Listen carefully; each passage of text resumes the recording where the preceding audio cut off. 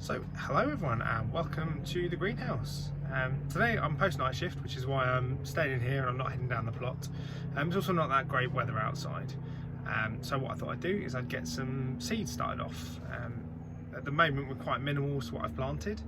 You might remember I planted some chilies. I managed to fry all those because it turns out you have to water plants. I went away for a week and didn't water them and came back and they were a bit crispy because it gets quite warm in the greenhouse grow room. So today I'm going to start planting some bits, but I thought I'd give you a quick show of how messy the greenhouse is at the moment. So here we go. As you can see, we've got mess as soon as you come in. We've got a tray where I started filling ready to plant some beans the other day, but got distracted by a phone call for over an hour. Carrying around, lots of stuff underneath. Got a bit of a wood pile. Boxes of seeds. Have got my iPad out ready so I can catch up on YouTube videos whilst I'm planting, and of course naturally the cup of tea. I've moved this sign in from the shed and I'll show you why I've moved that very shortly. More mess, more mess. Got my stove with a wok, so a bit later in the year. I know it's quite random to have in a greenhouse, but the idea will be that I can cook up chili sauces in here. They tend to make the house a little bit too spicy and a bit eye-watery, some of the ones that I cook. More mess around here. I've got my seed potatoes, which I really need to get in very, very soon. And got some garlics in there and a slightly worse for wear houseplant. Down here we've got the greenhouse grow room. I've added a fan into there now just to help cool down because it does get a bit warm in there, and give it a little bit of ventilation as well. Coming over to this side, the strawberry plants are doing fairly well. We've got a few dead leaves on that one which I need to have a little look at and probably pick. And I'm actually looking at the back, don't know if you can see on the camera, we've got some strawberries that have actually grown. Oh, had a little bee come to say hello.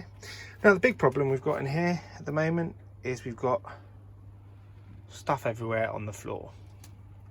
Let's go and have a look at the reasons why. Let's have a step out. This may give you a slight clue. But here's my shed. So I've taken that all down. Two reasons. So over here I've got a fence that's come down, and to be able to replace all the fence I needed to get rid of the shed. As you can probably see from the wood from the shed, it had gone a bit rotten and needed replacing. So the plan is eventually going to be, we're going to move this greenhouse across. We've got loads of gardening stuff there to be sorted through. The greenhouse will get moved across to where that is, and that leaves us lots of room for a much bigger shed. And the idea for that is going to be somewhere to put my hot tub so that it's inside, we can keep it insulated and save some electricity, and also a little garden bar. So what I am going to plant today is some chilies. As you can see, I've got a box absolutely full to the brim of varieties of different chili seed and tomato in this box. I did plant some chilies a few months ago. As I said, unfortunately, through my own fault, all of those dried out and died. So the plan now is I'm going to use compost rather than the little sponges. The sponges are really good, but you have to regularly water them because they dry out really, really easily. So what's going to happen with these ones is they're going to go into the greenhouse grow room and get lots of water. So I'm going to start filling up the module tray, and then we're going to pick some seeds.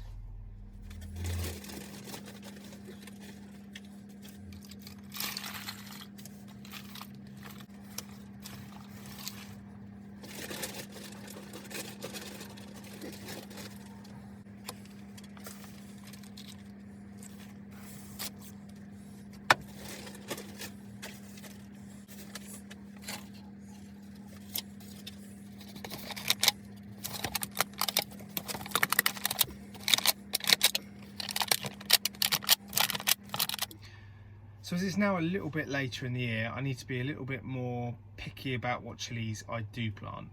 I could go and plant loads and loads of super hots and none of the sort of less spicy chilies. However, generally the spicier the chili, the longer it takes for them to go through the growing cycle. So it might be the case that we plant loads of super hots, we'll get some growth, but we won't get fully developed chilies. So I'm going to do a bit of a mix. I'm going to do some kind of fairly standard chilies that you buy from your local garden centre. And then I will also do a few super hots. But the likelihood is I'm not going to get fully ripened chilies off of those. So let's have a little look at which ones we've got.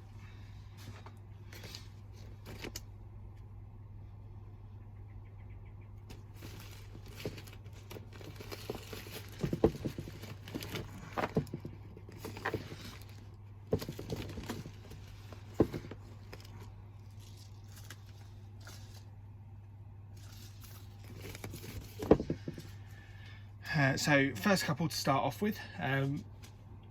These are some pretty standard garden centre or even magazine chilies, which is probably where I've got some of these from, is magazines. So we've got these ones which are hot cayenne. These you generally get loads of them. Got a bit of spice, but they're not, you know, blow your head off. And then the next one I've got here is the F1 Vampire. These ones supposedly look like fangs, which is why they're called F1 Vampires. So we're going to get those in and then we'll pick a few more. And all I'm going to do with these is I'm just going to drop them in the centre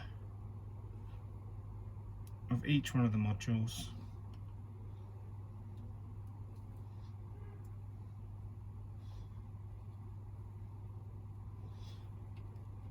Generally with the chilies I tend to plant a couple of seeds in each module and then occasionally prick them out or sometimes just leave them. But this one only had 8 seeds in the packet, so I'm just going to pop them in like that. So these next ones are the cayenne, and I am going to put 2 of these into each seed module because I've got enough of them.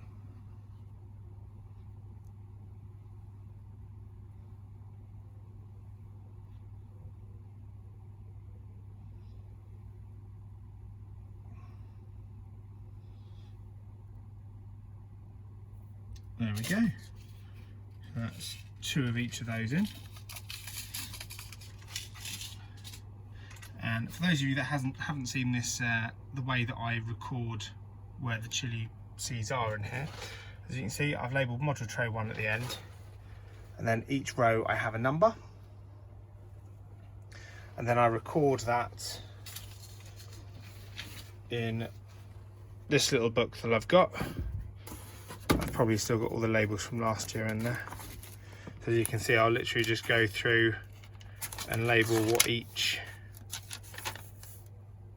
tray is. So I'm going to get those written in for this tray. So let's have a look at the other chilies that I've chosen. So we're looking at 12 different chilies in total for this tray. I probably will do some others in another tray as well. But these are going to be the ones that I think are going to be slightly quicker to ripen. Other ones, what we might do is leave them in the greenhouse grow room a lot longer, just to kind of bring them along. But these are going to be the ones that I kind of get going now, with the plan to get them out down the allotment when we've got some really hot sunny weather. So we have got Tabasco chili, which is supposed to be really hot, and you are supposed to get a fair few fruits out of that one as well, and this is the one that gets used to make the Tabasco sauce. Solid favourite is the F1 Super Chili. I mean, the name explains it. These are really easy to grow, generally quite hot, and do reasonably well outside as well. Next one we've got is this Tropical Heat one. This is quite an old pack of seeds, but it's a mixture of habanero and Scotch bonnet type chilies. I'm very surprised if it is actually Scotch bonnet chilies. just have to wait and see. I'd hazard a guess this is going to be more habanero chilies, but these are going to be more kind of your spicier dishes. Got the F1 Krakatoa hybrid. These look really, really nice. They kind of grow upwards on the plant, which looks really, really cool. A little bit of heat to them, but not horrific. Although for Krakatoa, you'd expect them to be really hot.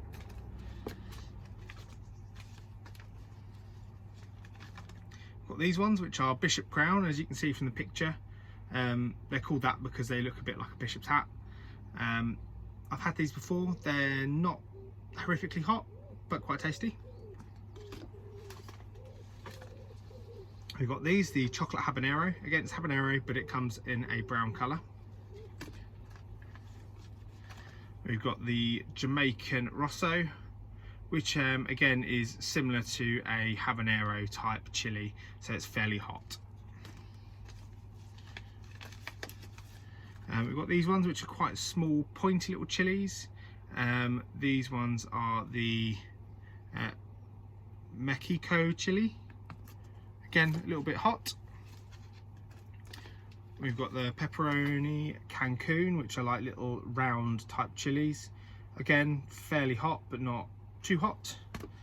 And we've then got the Nagamorich, which is supposed to be really, really hot. It's kind of off the ghost chili kind of family, the Naga chili. Generally, really, really tasty chilies, but really hot. So we'll get planting those. Let's get going.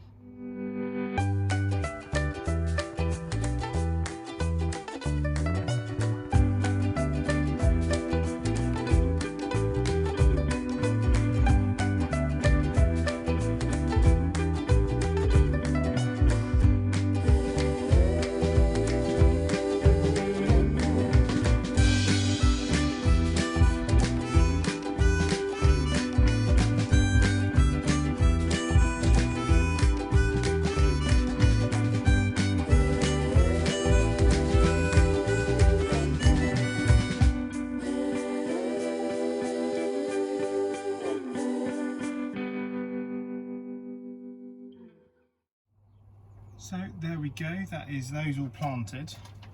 I just wanted to share with you a little tip that I had from one of my subscribers on a previous video. So I always find with these trays, it can be a bit laborious kind of tamping down the soil in them. But one of my subscribers suggested using just an old plant tray like this to just go around and push down on the top. Now this is a slightly different sized module on these ones, but it does work. It kind of gets in them all, tamps them down quite nicely.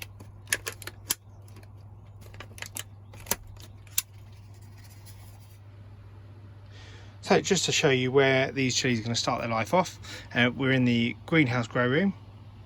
As you can see, they are under the Spider Farmer SF1000.